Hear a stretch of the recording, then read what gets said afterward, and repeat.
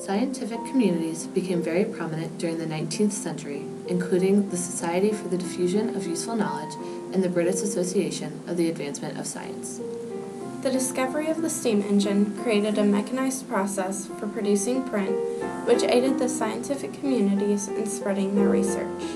The Society for the Diffusion of Useful Knowledge was founded in 1825 by Henry Brougham and Matthew Davenport.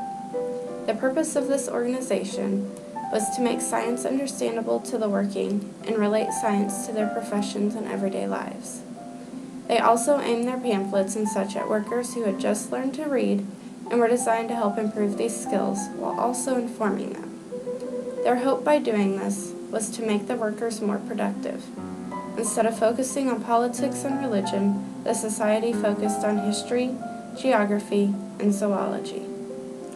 From the findings of steam engines, the SDUK was able to produce large amounts of print quickly, which enabled them to produce a large amount of literary works.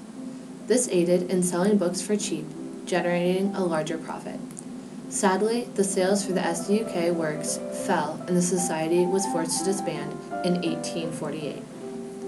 Another society was the British Association for the Advancement of Science, which was founded in York, England on September 27, 1831. Tomorrow will be their 180th year anniversary of their first meeting. The founder of the BAAS was William Vernon Harcourt.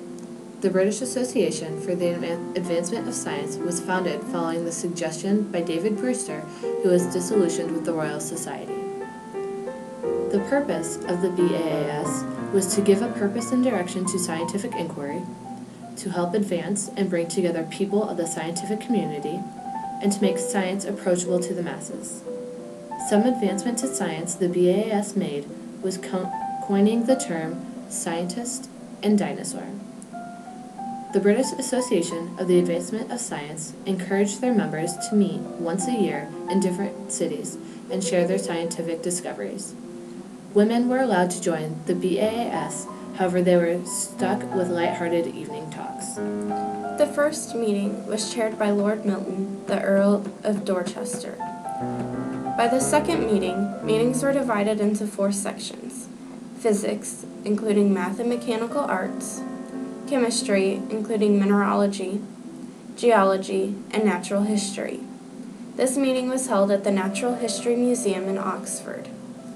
Some of the major scientific discoveries revealed at these meetings were Joule's experiment on the mechanical equivalent of heat, which linked work exerted to production of heat and eventually led to the law of conservation of energy and thermodynamics. This experiment was conducted by dropping a weight which was connected to a pulley and stirred paddles inside an insulated bucket of water. This increased the temperature of the water. Another experiment revealed at these meetings was the Bessemer steel process, which was the first inexpensive process for the mass production of steel. This process used hot air to decarbonize crude iron. The discovery of argon by Rayleigh and Ramsay was also revealed, along with the first public demonstration of wireless transmission over a few hundred yards by Sir Oliver Lodge. This was done using a Hertzian oscillator charged by an induction coil to generate electromagnetic waves, which were received 50 meters away by a receiver of Lodge's own design. J.J. Thomson's discovery of the electron was another experiment which was revealed at these meetings.